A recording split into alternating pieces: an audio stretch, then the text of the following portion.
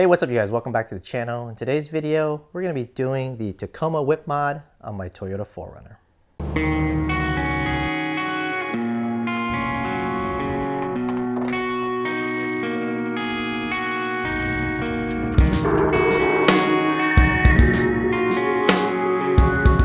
Now there are other videos on the Tacoma Whip Mod. I'm going to be taking a different approach and actually doing a cheaper approach to the Tacoma Whip Mod.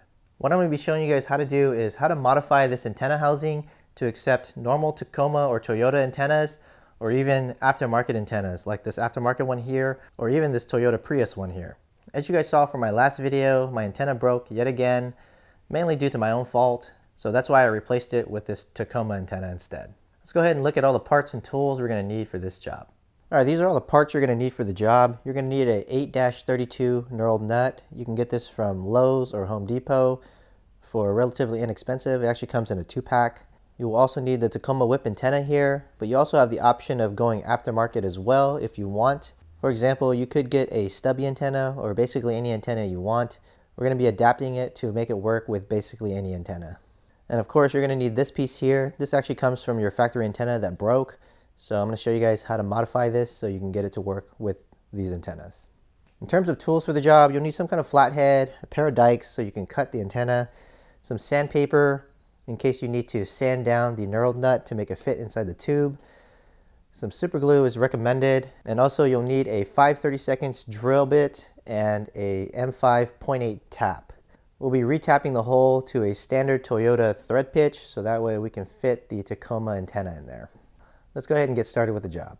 Alright, first thing you need to do is remove this cap so you can take the antenna off. I'll show you some footage on my other video that basically shows you the exact same step on how to take this antenna out. Alright, here's that footage. Basically, you hit it with a flathead so that way it loosens the cap. And then once you do that, you can twist the cap off. Go ahead and turn on the radio and that will feed the antenna out of the antenna motor. And once you have your antenna mast, you can move on to the next step. Alright, this here is the damaged antenna. And this is the part that we're going to need here. You can see it's this tube. This is what keeps it in the antenna housing. And if you try to slide it up all the way, you'll see that it's stuck because of this thing here. So you're going to want to cut this off. Just use a pair of dikes and you'll be able to slide this tube right off. Alright, we ended up cutting it off here. It was a little tough to cut it off, so be prepared for that. It might go flying. But now we can slide the tube out. And this is all we need to convert our antenna. Alright, next step is to take this piece off here. You can see it's already coming off, but you can just peel it off or get a pair of pliers or something and take it off. Got the knurled nut in the antenna stub here. And I definitely recommend you glue it if you're a little worried. Just put some super glue in there or something. Alright guys, I was a little paranoid, so I did super glue it on. And now it is super tight on there. It won't come off. I tried pulling it off already. And it won't come off unless you're really trying really hard.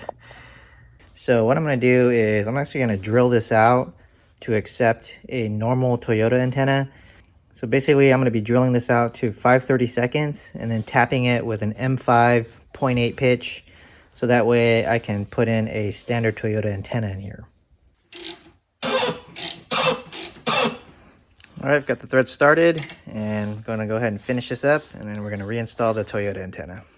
Alright, since we're not using the power antenna anymore, you're going to want to have to disconnect this plastic thing here. There's a couple 10 millimeters, so you can just take those off and use a pry tool here. Alright, once you pry it down, you're going to want to look up here. There's a connector that you're going to want to disconnect. This will prevent the power antenna motor from turning on and off when the radio is on. So go ahead and disconnect that. Just like that. Alright, now that we've got the antenna motor disconnected below, let's go ahead and work on the top here. You're going to want to put this cap back on and this threaded nut back on here. Go ahead and twist that tight as much as you can. It doesn't really need to be that tight. You can use a flathead if you like, but it's really not necessary. Alright, let's go ahead and prep the antenna and put it back into the hole.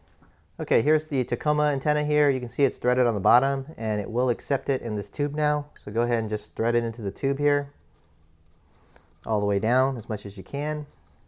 The Tacoma antenna does come with the optional tool that you can use to tighten this further, but it's really not necessary. Just tighten it by hand is plenty.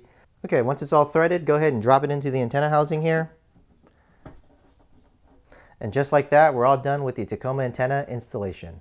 Alright guys, we're pretty much all done with the job here. As you can see, relatively simple and relatively inexpensive if you have the tap and die set. If you don't have a tap and die kit, you may have to go and find one at Harbor Freight or something and find the right pitch. Now the reason why I went with this method is because it's a lot cheaper than actually replacing the antenna motor with the Tacoma antenna. That replacement would cost another $70 or so and also involves removing the entire antenna from the radio itself. It's a little bit more involved and not something I wanted to do. Now there is one con to this antenna in that somebody could just lift this right out of this tube here and just take your antenna. Hopefully you don't live in an area where that's a problem, and hopefully they don't realize that they can actually do that. So if that's a concern for you, maybe you go with the full Tacoma Whip Mod instead. Now I've already tested the antenna outside and it seems to work pretty good, just like my old antenna when it was working.